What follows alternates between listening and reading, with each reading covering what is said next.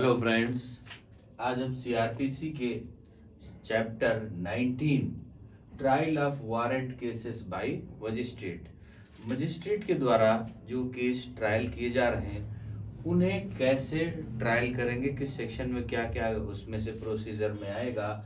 इसको 3 पार्ट में डिवाइड किया गया। फर्स्ट पार्ट इसका है cases instituted on a police report पर जो केस इंस्टीट्यूट किए जा रहे हैं, जिसमें एफआईआर हो जा रही है, उनका ट्रायल कैसे चलेगा, वो सेक्शन 238 से सेक्शन 243 तक बताया गया। और उसके बाद जो केस परिवाद या पुलिस रिपोर्ट से अदर एफआईआर से अदर जो केसेस इंस्टीट्यूट किए जाएंगे, उनके बारे में नेक्स्ट सेक्शन 244 से बताया गया। तो इसका सेक्शन 238 कहता है कंप्लायंस विद सेक्शन 207। जब पहला केस इसमें जो इंस्टीट्यूट किया गया, किसके द्वारा? Case instituted on a police report. Police ने एफआईआर लिखा, एफआईआर लिखने के बाद इन्वेस्टिगेशन किया, इन्वेस्टिगेशन करने के बाद में कोर्ट में उसने पुलिस रिपोर्ट मतलब चार्जशीट फाइल कर दी है। चार्जशीट के बाद में उसको नोटिस किया अक्यूज्ड को और उसने बेल करा ली। बेल कराने के बाद में उसमें से क्या होगा, सेक्शन 238 में कहा कंप्लायंस विद सेक्शन 207। कोर्ट ये देखेगा कि 238 में कि उस अक्यूज्ड को जो केस पुलिस रिपोर्ट ने बनाया है, जो पुलिस ने इन्वेस्टिगेशन किया, उन सब की कॉपी अक्यूज्ड को दे दी गई है या नहीं। तो सेक्शन 238 में कहा when in any warrant case instituted on a police report the accused appears or is brought before a magistrate at the commencement of the trial, the magistrate shall satisfy himself that he has complied with the provisions of section 207। 207 का compliance उसने किया है, उसको हुआ है या नहीं, मतलब उसको उसकी कापियां पुलिस रिपोर्ट की दे दी गई है नहीं। अगर जब पुलिस रिपोर्ट की कापियां अक्यूज्ड को मिल गई हैं, उसके बाद सेक्शन 239 में कहेगा when accused shall be discharge. अब कापियां मिल गई, कापियां मिलने के बाद में कापियां जब उसको प्राप्त होती हैं तो उसमें से मजिस्ट्रेट को देखना है if upon considering the police report and the documents send with the under section 173 and making such examination if any of the accused as the magistrate thinks necessary and after giving the prosecution and the accused an opportunity of being heard, the magistrate considered the charge against the accused to be groundless. He shall discharge the accused and record his reasons for so doing। अब इसमें कहा गया कि जब copy police report की accused को 207 section के तहत दे दी गई, उसके बाद में अगर अक्यूज्ड एक एप्लीकेशन देता है मजिस्ट्रेट को कि उसमें वो उस पर जो आरोप पुलिस ने लगाए हैं वो निराधार हैं, और अपने निराधार होने के रिपोर्ट मजिस्ट्रेट के सामने देता है और रीजन देता है, पेपर्स देता है, डॉक्यूमेंट्स देता है, और प्रोसिक्यूशन की तरफ से उसको सुनवाई होती है। उसको जब दोनों पार्टियों को, प्रोसिक्यूशन की तरफ से और अक्यूज्ड की तरफ से, दोनों ओर से जब मजिस्ट्रेट अपनी अपनी बात को सुन लेता है, हर एक की, प्रोसिक्यूशन की बात और अक्यूज्ड की ओर की, दोनों तरफ की बातों को सुन लेता है, और सुनने के बाद अगर वह मजिस्ट्रेट पाता है कि केस में जो पुलिस रिपोर्ट ने बनाया है उसमें से कोई आधार नहीं है कि उसको इस पर से ट्रायल किया जाए, तो मजिस्ट्रेट उसमें से क्या कर सकता है, उस अक्यूज्ड को डिस्चार्ज कर सकता है, मतलब केस समाप्त कर सकता है और उसको दोष मुक्त करके छोड़ सकता है। कैसे में? डिस्चार्ज एप्लीकेशन पर अक्यूज्ड की। अब अगर ऐसा नहीं है, वो मजिस्ट्रेट को ये मिलता है कि नहीं, इसे डिस्चार्ज नहीं किया जा सकता, मतलब उस पर जो पुलिस ने जांच करके अभियोग लगाया है, जो पुलिस ने जांच करके उस पर आरोप लगाया है, वो आरोप साबित हो सकते हैं। तब फिर क्या करेगा, 240 के तहत फ्रेमिंग ऑफ चार्ज, उस पर चार्ज फ्रेम करेगा। चार्ज फ्रेम करने के लिए उस पर ये पढ़ करके सुनाएगा कि आप पर ये आरोप, इन घटना के लिए आपके द्वारा ये किया गया और आप पर ये आरोप लगाए जा रहे हैं, और उसको बताया जाएगा और पढ़ करके उसको सुनाया जाएगा। इसके सब क्लास 2 में बताया गया कि पढ़ करके सुनाया जाएगा। और पढ़ने के बाद में फिर अब अगर चार्ज बनने के बाद में अक्यूज्ड को, जब चार्ज बन गया, पढ़ करके सुना दिया गया, सुनाने के बाद में सेक्शन 241 में अगर अक्यूज्ड को लगता है conviction on the plea of guilty, अगर उसको लगता है, अंदर से गिल्टी लगती है कि नहीं, अगर अभिभावक मतलब उसको लगता है, महसूस होता है कि मैंने ये जुर्म किया है, तो वो जुर्म एक्सेप्ट कर सकता है। जुर्म एक्सेप्ट कर सकता है, किसमें, 241 में एक्सेप्ट कर सकता है। और जब जुर्म एक्यूज एक्सेप्ट करता है तो मजिस्ट्रेट उसके स्टेटमेंट को नोट करेगा और लिखेगा, और लिखने के बाद में जो उसको सजा होगी उस दोष की, उस आरोप की, उसकी सजा को वो सुनाएगा। Conviction on the plea of guilty, उसकी सजा को सुनाएगा। If the accused plead guilty, the magistrate shall record the plea and may in his description convicted him thereon, उनको सजा सुनाएगा। अगर अक्यूज्ड ये कहता है कि नहीं, मुझे कोई गिल्टी नहीं है और मैंने ये अब जो हमारे ऊपर ब्लेम लगाया गया वो नहीं किया गया है, तब क्या करेगा, सेक्शन 242 के तहत एविडेंस प्रोसिक्यूशन, प्रोसिक्यूशन की तरफ से जिसने FIR लिखाई है, प्रोसिक्यूशन की तरफ से उस पर विटनेसेस को कॉल करेगा। प्रोसिक्यूशन की तरफ से क्या करेगा, विटनेसेस को कॉल करेगा। If the accused refuses to plead, अगर अक्यूज ने रिफ्यूज कर दिया कि नहीं, मेरे के द्वारा ये नहीं किया गया और इसे मैं साबित कर सकता हूं, और डज नॉट प्लीज और क्लेम टू बी ट्राइड, और the magistrate does not convict the accused under section 241, the magistrate shall fix a date for the examination of the witnesses. Magistrate उसके लिए एग्जामिनेशन के लिए डेट फिक्स करेगा, और date fix करने पर witnesses को नोटिस जारी करेगा। लेकिन इसमें प्रोवाइडेड एक दिया गया है that the magistrate shall supply in advance to the accused the statement or witnesses recorded during investigation by the police. वो कह सकता है कि जो पहले इन्वेस्टिगेशन किया गया उसके द्वारा जो भी पुलिस ने इन्वेस्टिगेशन में विटनेसेस के बयान लिए हैं उनके आधार पर वो पूछ सकता है, ये इसमें ये कहा गया है। इसके बाद इसके सब क्लास 2 में कहा गया, the magistrate may on the application of the prosecution issue a summon of any of the witnesses directing him to attend or to produce any document or other things. जब उसको नोटिस जारी करेगा witnesses को, इसलिए कि अगर वो अपना स्टेटमेंट नोट कराए या उसके पास में कोई ऐसा एविडेंस है जो उस आरोप को साबित करता, तो वो कोर्ट के सामने प्रस्तुत करे, लाए उसको, ये इसमें कहा गया।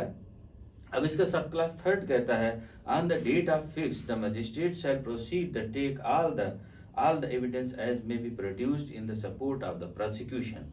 अब जब प्रोसिक्यूशन की तरफ से जितने भी एविडेंस वगैरह दिए गए उन सबको वो अपना रिटन करेगा, और रिटन करके उन पर पूछने के लिए अक्यूज की तरफ से जो भी होगा उसे पूछने के लिए क्रॉस एग्जामिनेशन के लिए बोल देगा। अब इसके बाद में इसका हो गया क्रॉस एग्जामिनेशन, विटनेसेस कॉल हो गया, विटनेसेस का क्रॉस एग्जामिनेशन हो गया। अब उसके बाद में क्या आता है, सेक्शन 243 एविडेंस फॉर डिफेंस। अभी तो प्रोसिक्यूशन की तरफ से सारे एविडेंस आ गए, स्टेटमेंट आ गए, क्रॉस एग्जामिनेशन हो गया। उसके बाद में अब अक्यूज्ड को भी चांस मिलना चाहिए, तो सेक्शन 243 में एविडेंस फॉर डिफेंस, अक्यूज्ड को अपने डिफेंस का, अपने बचाव के लिए एविडेंस के लिए ये सेक्शन है कि अक्यूज्ड अपने बचाव में जो एविडेंस पेश करना चाहता है वो सेक्शन 243 के तहत दे सकता है। The accused shall then be called upon to upon his defense and produce his evidence, अपने एविडेंस दे सकता है, अपने प्रोड्यूस कर सकता है। अगर रिटन वो स्टेटमेंट देता है तो उस पर जो प्रोसिक्यूशन है उस पर क्रॉस कर सकता है। इन सब की परमिशन इसमें सेक्शन 243 में बताया गया है। अब ये हो गया कि जो प्रोसिक्यूशन का तरफ से सारे विटनेसेस और डिस्कस और क्रॉस एग्जामिनेशन हुआ और अक्यूज्ड की तरफ से एविडेंस पेश हो गया और उनका क्रॉस एग्जामिनेशन हो गया। उसके बाद में आगे नेक्स्ट प्रोसेसिंग होगा। ये तो पुलिस रिपोर्ट की बात हो गई। अब इसी का सेक्शन बी कहता है कि जो पुलिस रिपोर्ट से अदर हैं केसेस, जो जिसमें एफआईआर नहीं हुई, कंप्लेंट केस हैं या अदर केसेस हैं जो मजिस्ट्रेट को इंफॉर्मेशन के द्वारा किए गए, उनमें क्या cases institute otherwise than police report, police report के अलावा जो केस किए गए, जैसे परिवाद किया गया, परिवाद में या पुलिस रिपोर्ट ने फाइनल लगाई, फाइनल के बाद में परिवाद कन्वर्ट हुआ, उसमें क्या होगा, सेक्शन 244 के तहत एविडेंस फॉर प्रोसिक्यूशन, जिसने एविडेंस 244 में जो कंप्लेन किया, जिसने कंप्लेनेंट को एविडेंस देने के लिए, प्रोसिक्यूशन को एविडेंस देने के लिए बुलाएगा, एविडेंस फॉर प्रोसिक्यूशन, प्रोसिक्यूशन का एविडेंस होगा सेक्शन 204 में जो पुलिस रिपोर्ट से भिन्न मामले किए गए होंगे। When in any warrant case instituted otherwise than on a police report, police report से जो भिन्न मामले कोर्ट में फाइल किए गए हैं through complainant, the accused appear or is brought before the magistrate shall proceed to hear the prosecution and take all such evidences as may he produced in support of the prosecution।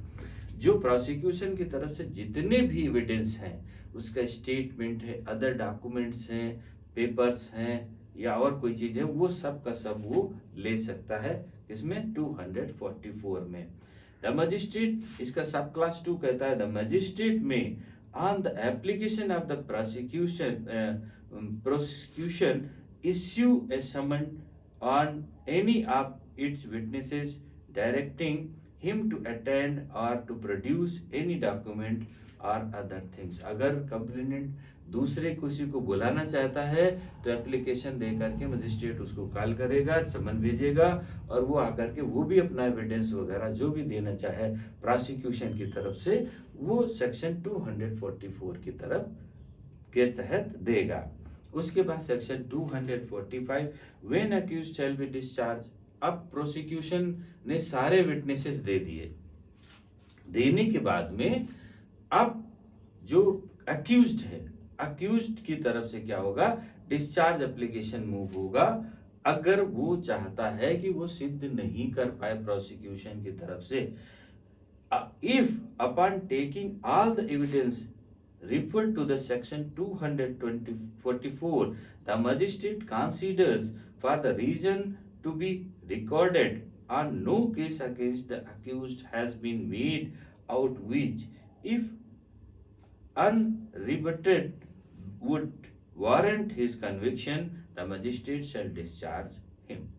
अब इसमें आ जाएगा कि अगर उसने 244 के तहत सारे उसने एविडेंस दिया और एविडेंस लेने के बाद में जो अक्यूज की ओर से एप्लीकेशन मूव फाइल की डिस्चार्ज के लिए, और मजिस्ट्रेट ये समझता है कि दोनों पक्षों को सुनने के बाद में कि नहीं, इसमें से जो आरोप लगाया जा रहा है वो प्रोसिक्यूशन के द्वारा सिद्ध नहीं किया जा सकता या सिद्ध नहीं होता उस पर आरोप, तो मजिस्ट्रेट इस स्टेज पर उसको डिस्चार्ज कर सकता है कि उसको मतलब उसको दोष मुक्त करके छोड़ सकता है।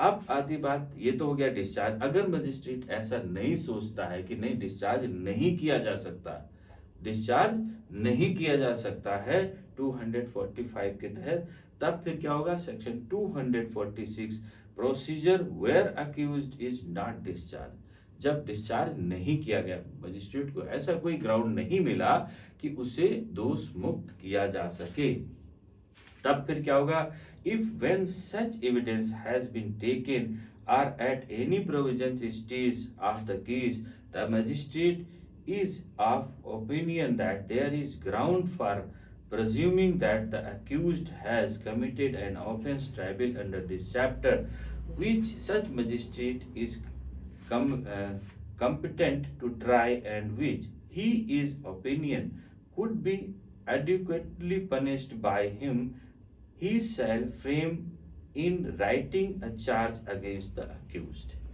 अब उसको मिल गया मजिस्ट्रेट को कि नहीं, इसको डिस्चार्ज नहीं किया जा सकता, तब फिर वो मजिस्ट्रेट 246 के तहत उस पर चार्ज फ्रेम करेगा कि इस अक्यूज्ड पर ये इन बातों के लिए जो प्रोसिक्यूशन ने लगाया उस पर ये आरोप बनते हैं और उनको पढ़ करके सुनाया जाएगा। किसको? अक्यूज्ड को पढ़ करके सुनाया जाएगा कि आप पर ये आरोप हैं और इन आरोपों के तहत आप पर ये आरोप साबित होते हैं। इसको पढ़ करके सुनाया जाएगा, चार्ज बना दिया जाएगा। चार्ज बनाने के बाद में 246 में चार्ज बन गया। चार्ज बनने के बाद 247 में एविडेंस फॉर डिफेंस। चार्ज बनने के बाद में जब चार्ज बन गया और चार्ज बनने के बाद में अगर किसी को अक्यूज्ड की तरफ से ट्रायल करने के लिए बोला जाता है, इस एविडेंस के लिए क्रॉस करेंगे, तो मजिस्ट्रेट उस प्रोसिक्यूशन के जो भी विटनेसेस होंगे उनको कॉल करके ट्रायल कराएगा। ट्रायल मीन्स क्रॉस एग्जामिनेशन कराएगा, चीफ कराएगा। उसके बाद में जो प्रोसिक्यूशन की तरफ से चार्ज बनने के बाद में सारे विटनेसेस खत्म हो गए, सभी का क्रॉस एग्जामिनेशन और चीफ हो गया, तब उसके बाद में सेक्शन 246 एविडेंस फॉर डिफेंस। अब जो अक्यूज्ड की तरफ है उसको अवसर दिया जाएगा, किसके लिए? डिफेंस के लिए। सेक्शन 247 में The accused shall then be called upon to enter upon his defense and produce his evidence, and the provisions of the section 243 shall apply to the case. अब सेक्शन 240 के तहत सेक्शन 247 में accused को जो भी evidence अपने सफाई में देने हैं कि इस आरोप को उसके द्वारा नहीं किया गया, तो वो आरोप वो उसको दे सकता अपने सफाई में। सेक्शन 246 में अगर रिटन देता है तो फिर प्रोसिक्यूशन की तरफ से उसको क्रॉस कराया जाएगा। अगर कोई डॉक्यूमेंट देता है तो उनको मजिस्ट्रेट लिखेगा और उनको एक्सेप्ट करेगा। इसके बाद में इसका पार्ट सी कहता है कंक्लूजन ऑफ ट्रायल। अब ट्रायल का कंक्लूजन क्या होगा, विचारण की समाप्ति क्या होगी? दोनों पक्षों का कंप्लायंस की तरफ, कंप्लेनेंट की तरफ से, प्रोसिक्यूशन की तरफ से सारे विटनेसेस हो गए, क्रॉस एग्जामिनेशन हो गए, अक्यूज्ड की तरफ से सारे विटनेसेस हो गए, क्रॉस एग्जामिनेशन हो गए। उसके बाद में इसका जो विचारण है, जो हमारा कंक्लूजन है ट्रायल का, वो समाप्त हो गया। सेक्शन 248 में एक्विटल और कन्विक्शन। अब दोनों बातों को सुनने के बाद, दोनों पक्षों के एविडेंस लेने के बाद में मजिस्ट्रेट उसको दोष मुक्त कर सकता है या दोष सिद्ध कर सकता है। If in any case under this chapter is which a charge has been framed, the magistrate find the accused not guilty, he shall record an order of acquittal. अब दोनों पक्षों के एविडेंस लेने के बाद में मजिस्ट्रेट को ये लगता है कि नहीं, जो भी बातें हैं वो प्रोसिक्यूशन की तरफ से, कंप्लेनेंट की तरफ से प्रूव नहीं की जा सकी और उस पर दोष नहीं पाया जा रहा है, तो उसको एक्विटल कर सकता, दोष मुक्त कर सकता। लेकिन अगर उसको ये फाइंड होता है कि नहीं, इस पर दोष सिद्ध होता है, तो फिर where in any case under this chapter the magistrate finds that accused guilty, जब उसका दोष पाता है तो उसको दोष सिद्ध कर सकता है।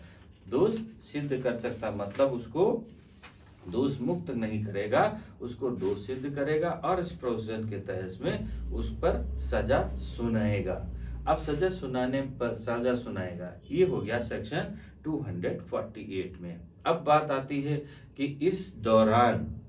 इस ट्रायल के दौरान में कंप्लेंट उपस्थित हुआ या नहीं हुआ, या हो रहा या नहीं हो रहा।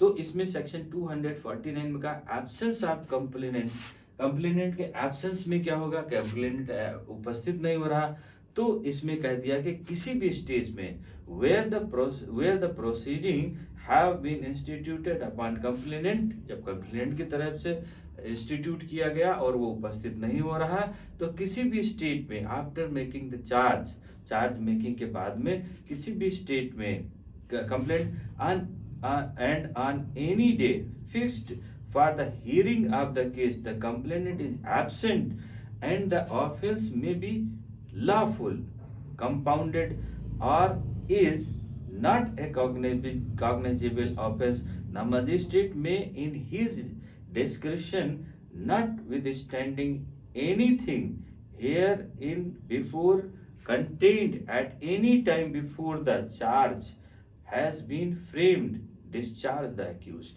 जब तक चार्ज नहीं बना है और मजिस्ट्रेट को ये पाता है कि कंप्लेनेंट यहाँ पर उपस्थित नहीं हो रहा, तो जिस दिन डेट फिक्स है वो अक्यूज्ड को डिस्चार्ज कर सकता है और केस को समाप्त कर सकता है। ये इसमें दिया गया section 249 before the making charge बनने के पहले अगर कंप्लेनेंट उपस्थित नहीं है तो किसी भी डेट फिक्स पर मजिस्ट्रेट अक्यूज्ड को क्या कर सकता है, दोष मुक्त कर सकता है, उसे छोड़ सकता है और कंप्लेनेंट को समाप्त कर सकता है, मतलब कंप्लेंट को समाप्त कर सकता है।